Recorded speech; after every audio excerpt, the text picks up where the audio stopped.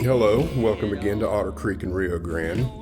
If you watched the last video I posted, you'll remember that in a moment of pure insanity, I discussed possibly creating a helix for this corner of the railroad. And then I also discussed that I have an access hatch that, with the current plan, about half of my access hatch is over the top of where this part of the railroad would be. So I had to kind of redress that. And so this is what I've come up with. And really there wasn't a lot of change that I did. And you can see I even legitimately looked at a helix here. But I decided, I have a yard here already. Let's just keep things simple, stupid, and just do a simple reverse loop right here. And this is 24 inches right in here. This is 24 inches. So I've got plenty of room. This has my access hatch right in here, and the ladder will interface in here somewhere. And so that pretty much solves all of my problems. So until I go crazy again and find another reason to try and talk myself into a helix, I think this is what I'm going to go with. So the only consideration, is what's going to take place in here. And on this plan, that is where I have some HO interface with HO narrow gauge. And, I still want that. And I still think I have room for something along those lines here. But ultimately, what I want is the ability for loaded coal or ore cars to come from here all the way to here, and then from here all the way to here, and then the empties to go back. That's one of the major operating features of the railroad. And so therefore I want there to be like a sampler or a stamp mill or something here in Cloud City where loaded ore cars can go. And right now I'm thinking about this area right in here. And the way I'm thinking that's going to work right now is if you come in with your loaded cars somewhere here in the yard, the next train is going to leave with them.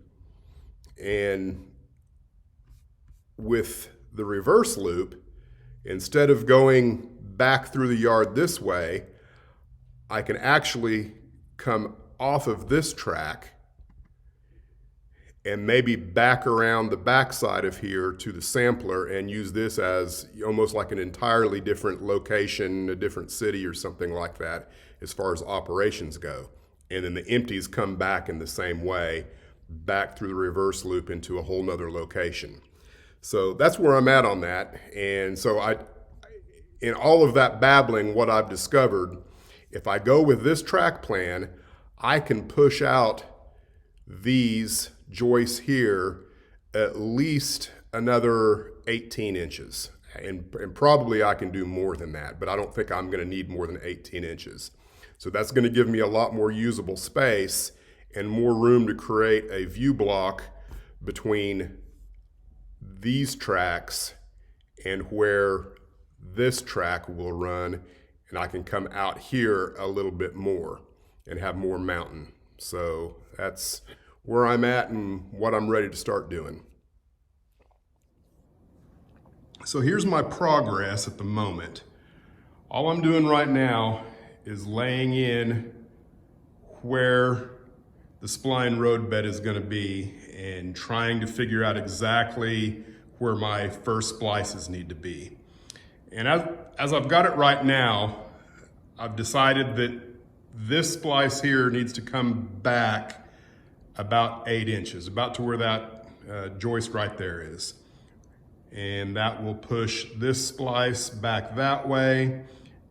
And I've got a lot of room there because this spline is actually going all the way back to there. And then what that leaves is a splice back here on the loop, which, you know, I've come to the conclusion that no matter what I do, I'm gonna have to have a splice on the loop. And I think I can make it work as long as it's not extremely tight and I glue them one at a time in the shape they need to be in. So there's a splice there. There'll be one right here somewhere. And then I'm probably gonna have to cut this one short somewhere and splice it before it begins the radius right here. And back here on this, I'm gonna have to do some engineering back here to figure out how all that's gonna work. That's got a radius to it. That'll be straight eventually. So that's where I'm at. I think the next thing I need to do is come in here and get all these cross joists here so I can kind of fiddle with that.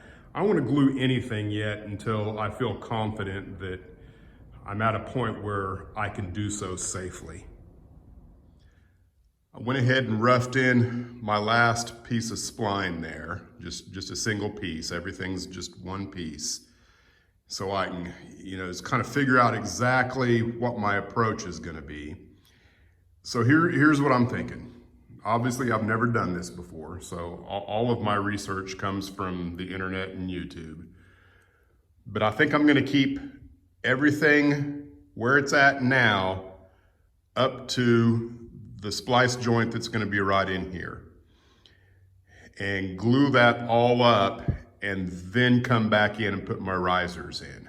I think that's the way I'm gonna approach. And then this that gets glued here, I think I'm actually gonna try and do on the risers themselves going this way. And then I'm gonna need to stop here before I do anything else. Because I'm gonna need to move the time saver before I go much further this way. Otherwise, it's gonna be a real pita to try and navigate that through here if I've already got benchwork here and here.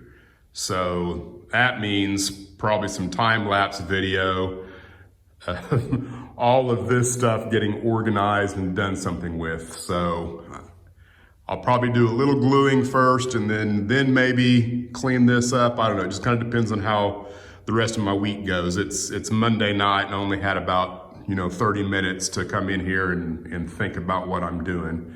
So I definitely need to take a trip and buy some container boxes to organize, because that's gonna be the trick here, is organizing that stuff so most of it can fit up underneath here, at least the bulk of it for now.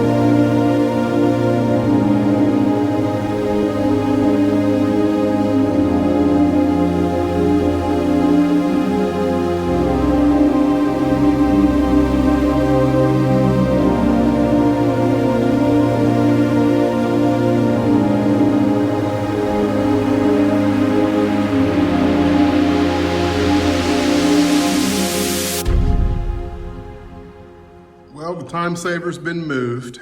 It's where its relative location will be in the final track plan, give or take, maybe 6 inches one way or the other. I'll figure that out when I get there. My shelving units, if you want to call them that, they're junk. You can see Really all I did was move stuff from one side of the room to the other. But I do have tubs, and that's the next thing I'm gonna do, is go in and categorize and organize and get all of the tubs set up to where I can slide them up underneath Benchwork. It's probably gonna take the whole rest of the day, if not longer. So, you know, stay tuned. Eventually I'll get back to doing some more Benchwork where I can do it the way I want to.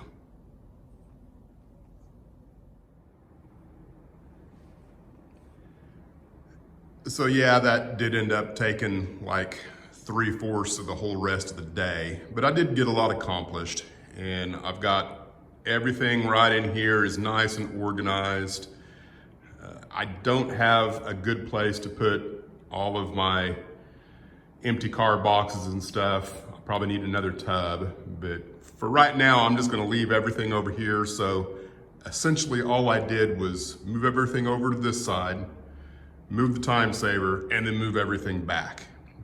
But it is a lot more organized than it was, and I've got more room over there than I had before.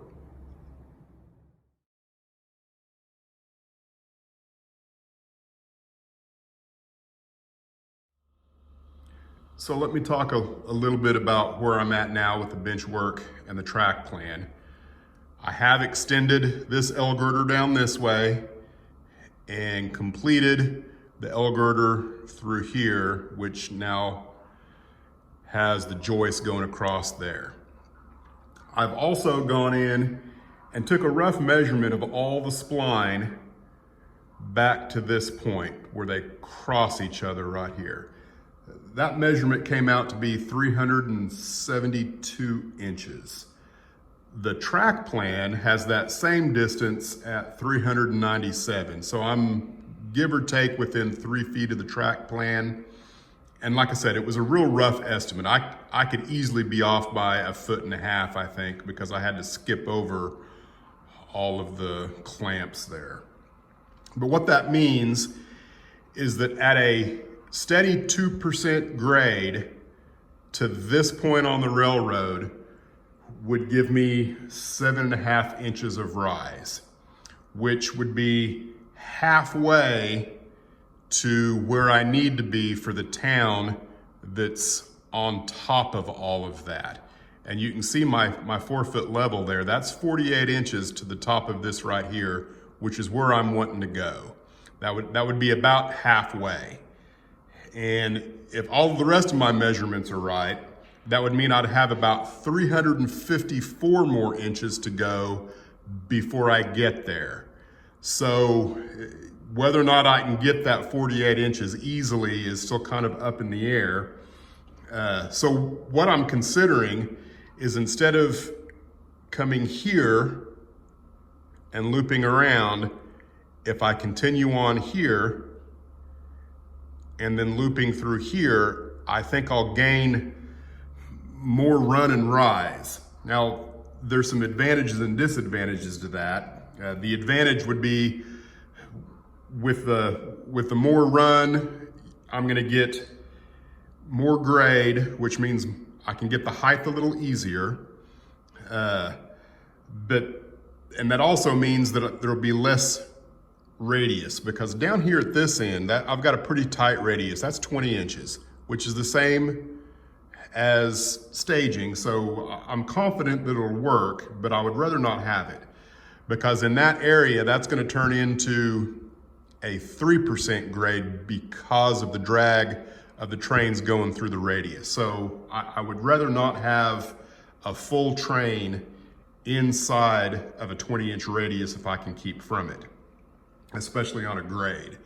So that would be the advantage, is I think I can make it to where I would not have a full train in a radius by coming this way. Of course, the disadvantage is going to be there's going to be more of it hidden through here, which makes cleaning and maintenance a little more difficult. And then the other disadvantage is it's going to take longer for the train coming out of staging to get to the first location for any kind of operation. So what I'm going to do I pretty much made the decision that I'm not gonna glue anything until I complete the rest of the bench work down through here and where it actually loops back around to come this direction to be at the 48 or 50 inches that I need it to be, or where I want it to be. It doesn't have to be 48 or 50 inches, I just like it to be. The top of the blue on staging is right at 50 inches. So that's my ultimate goal, is to be somewhere around 48 or 50 inches here, because one leg of the layout is going to continue on at that height, and then another leg will be higher, like maybe at 60 inches up above it, back on this wall. So I know that was a lot of talking, but that's what you get for watching the channel, I guess, and hearing me think through all of my problems. I'm gonna get busy making some bench work though. So here's a little in progress. As I've been doing, I went ahead and went in and figured out where my aisle was gonna be through here. Now on the track plan, this L-girder here comes out to be like 49 degree coming off of that one. And I cut these at a 49 degree angle, and they worked out really good. The problem is I didn't pay attention to the track plan over there. And so this L-girder is not running parallel to that L-girder. Does it matter? Probably not, but it's bugging the crap out of me right now because I really think this should be running parallel to that over there. I just, for some reason, I'll feel better about that. Now, the next thing that I'm kind of working through in the process is exactly what height should all of this bench work be. The tape measure right here, from there to here, is the approximate location of the town that will be there, which I'm calling Silver Gulch. The proposed height is 43 inches.